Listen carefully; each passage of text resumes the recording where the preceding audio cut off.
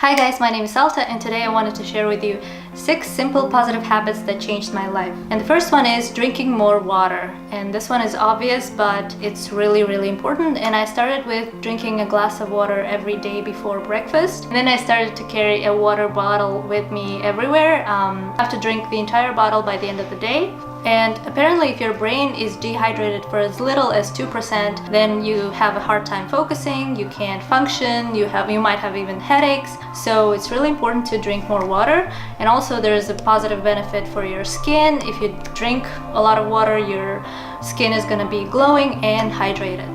Next one is going to the gym at least once a week. Let's be real, I might have struggled to go to the gym, but going to a gym at least once a week was doable for me, and sometimes I try to do it 3 times a week.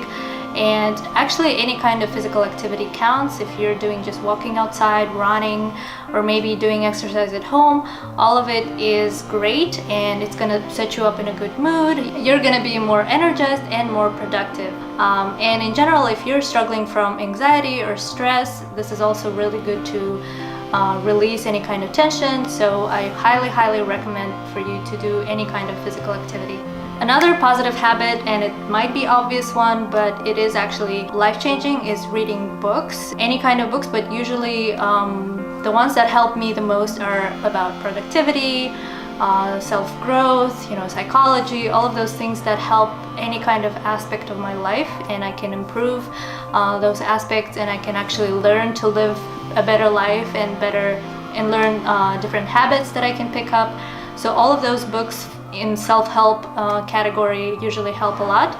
Any kind of book brings a lot of joy, wisdom, and knowledge. So please don't undermine reading books, which I have to remind myself too.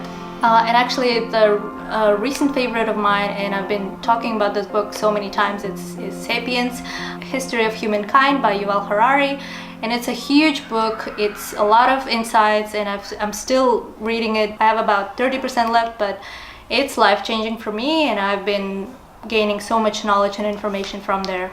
Another habit that I started practicing is taking daily supplements and vitamins. Usually I take multivitamins by Kirkland, and there's also fish oil, and another one that I added recently is vitamin D. Apparently in the region that I live in, there's really active sun, but everybody has deficit of vitamin D. 90% of population suffers from vitamin D deficit. So I highly recommend for you to check your levels of vitamin D and start taking those supplements. Next one is having good quality sleep. And this one is also might be obvious, but sometimes people overlook that one because they think if they sleep less, if they cut on sleep and be more productive, they might be more successful, but actually it's not true. If you're not gonna have 8 hours of sleep, you're not gonna be as productive, as energized, as recharged, and this is very important also for our beauty. This is also important for our skin. And it actually matters what time you go to sleep too. It's not like if you go to sleep at 8 a.m. and then sleep the whole day, it's not going to help, because that's not how nature works. And for us, it's very important for us to go to bed before 11 p.m. So I actually am struggling with that myself, and I'm trying to teach myself to do that. But the one app that helps me with that is Sleeptown, and if you haven't heard about it, it's just something that you can check in before 11 p.m. and then check in when you wake up.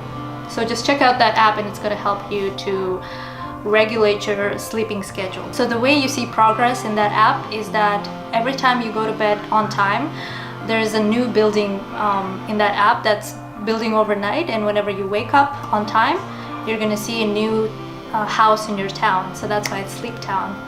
The next one is going to a therapist, and that's something new and recent for me that I discovered lately.